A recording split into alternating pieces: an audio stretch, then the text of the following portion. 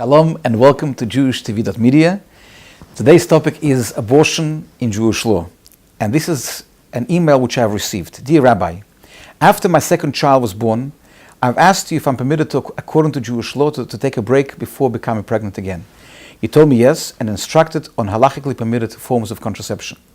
Due to negligence, I forgot to use the contraception and I think I might be pregnant, and next week I will know for sure. I don't know if I'm ready to have a child right now. Is terminating a pregnancy an option? And it's signed by RZ, Los Angeles, California. So the answer is to RZ that in Judaism, life is considered sacred even before birth of a child. So even in the state of fetus, it's still considered sacred. And therefore, when it comes to abortion, one cannot just abort the fetus, but at the same time, Judaism is different from certain other religions in that it's not an equal life. And therefore, if the fetus presents a danger to mother's life, either physical or emotional, in such a case, and it's determined by the rabbis together with in consultation with medical experts, in such a case, abortion sometimes allowed to perform and sometimes even mandated if it's going to save the mother's life.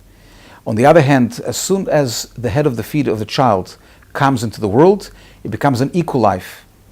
And as we mentioned before, one cannot take one life for another life. In other cases, sometimes we also know that if we find out that there's a terrible deformity with a child, that the child's life is not viable after birth, sometimes take into account the emotions and the feelings and the well-being of the mother. Sometimes such a case, it may be mandated to abort the fetus, always with permission of rabbinical authority. We'll always consult doctors, and especially before 40 days from conception. It is much, much easier to find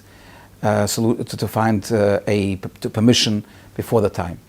I want to tell the lady who asked the question that even though she has done the right thing and she asked for permission from a rabbi to be able to take a break, and the permission was given, now that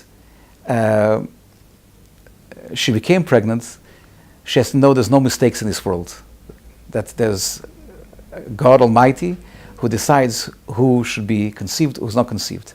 And therefore, obviously, again, if it is determined that the fetus is a danger to mother's life, it's a different story. But in this case, if it's not the case, then the knowledge that this was orchestrated by God Himself should give the future mother the strength to be able to go through a pregnancy and hopefully to have a very healthy birth and much nachas from all the children. Thank you very much, and we'll see you again at JewishTV.media.